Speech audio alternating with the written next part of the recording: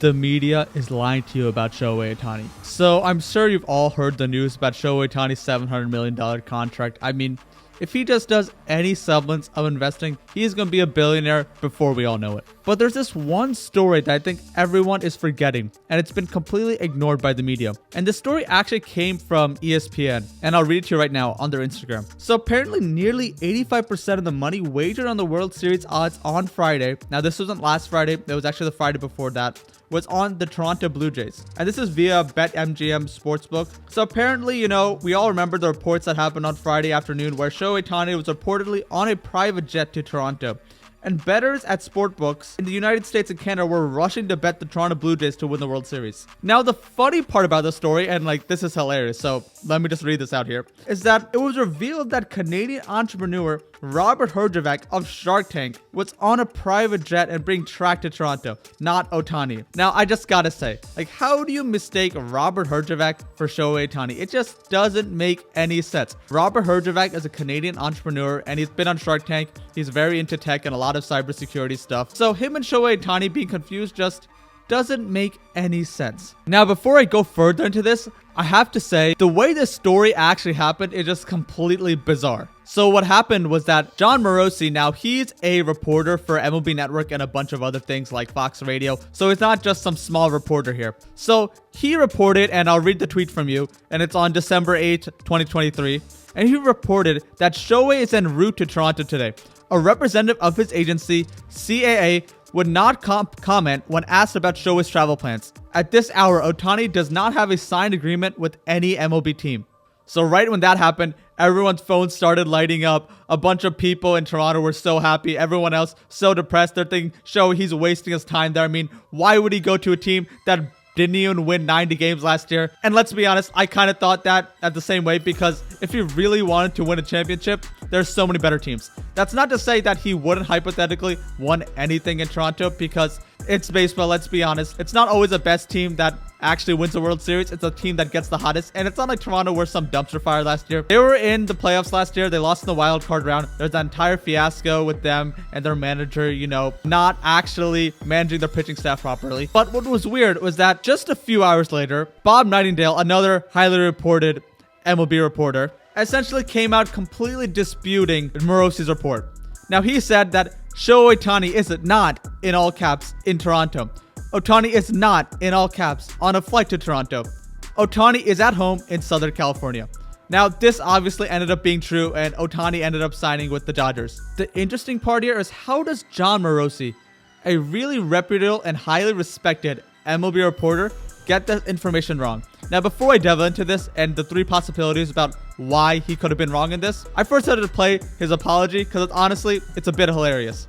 And look, that was not my finest hour, my friends. I am still deeply sorry for my mistake. Now, what you also didn't see in that video is that Morosi ends up saying that he got this information from a highly trusted source, and that's why I ended up tweeting it. Now, that does make sense, but I think we have to go deeper into the situation. How does he get this wrong? I mean, it doesn't seem like it's that common for someone this reputable and that works for so many respected networks to get something wrong like this. So I'd say there are three reasons why he could have gotten this wrong. One was just that he just made a mistake. Now, let's be honest here, this happens all the time. Reporters make mistakes no matter how highly reputable they are. It just ends up happening. And while this might be the most likely scenario, I think there are two other scenarios that we have to look into. Now, the second scenario here is that he was just thirsty. Now, this is something I've talked about before with a lot of sports reporters all over the world, and especially in America. And it's that sports reporters are so focused on getting the breaking news because it makes them look good and it makes them elevate their chances at getting promotions and stuff like that, that they may not always do their due diligence that they need to do, especially in this Ohtani situation. You got to understand, this is probably going to be the biggest news story in baseball for at least the next 50 years. We're probably never going to see someone like Ohtani in our lifetimes. So if Morosi is the first guy that broke the news that he was on a flight to Toronto and he ended up signing with the Blue Jays, which is something that people really thought was a complete long shot and a dark horse at best, well, then he is going to launch himself into legendary baseball status. So perhaps when he got the news from a trusted source, he just didn't do his proper due diligence before actually reporting it because he wanted to be the first to get that information out there. And then my third theory here, and to be honest, it's a bit of a conspiracy. This is not something I have any evidence for. This is more of a thought experiment. Don't think this is actually being true. Honestly, I highly doubt this is true. But it has to do with the darker side of sports betting and sports in general.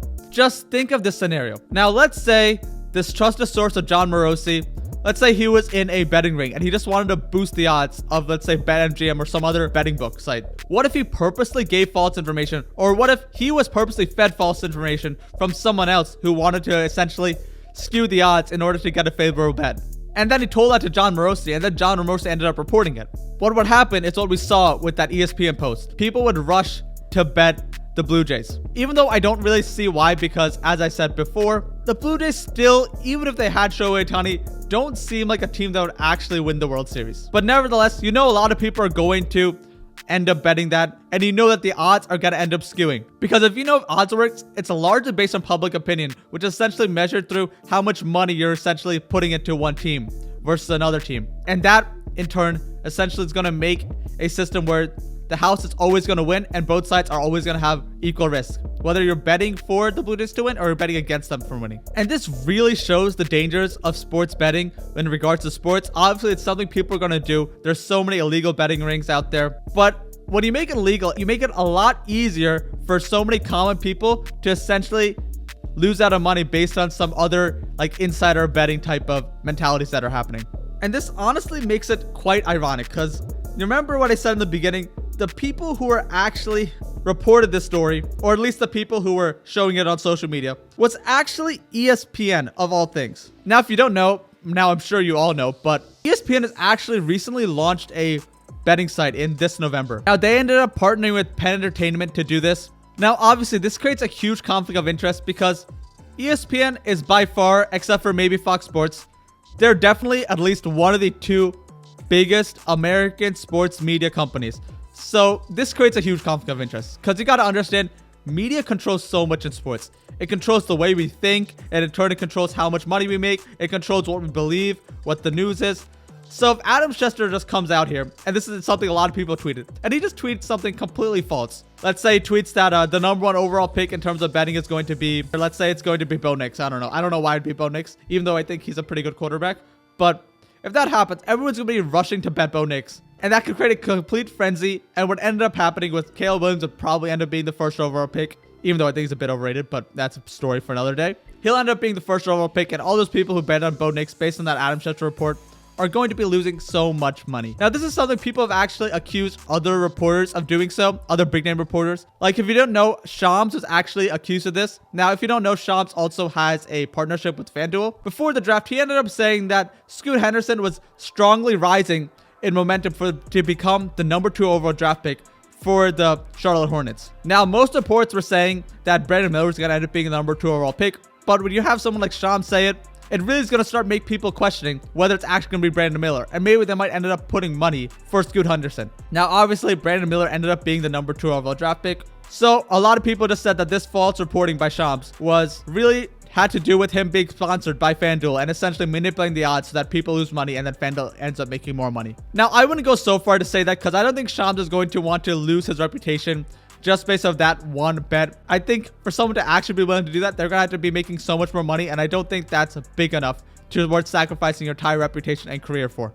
But it just shows that there's a huge conflict of interest when media gets mixed with betting, and that's something that's happening really often right now. But what's also happening, which I hinted at this before, is that some really prominent people in the NBA have been associated with an illegal betting ring. And Maverick Carter is actually someone who's been associated with this. Now, if you don't know Maverick Carter, he's someone who's highly associated with LeBron James, and it really works with LeBron a lot. And I actually made a video about this, about how he got caught up in an illegal betting ring. Check it out right here.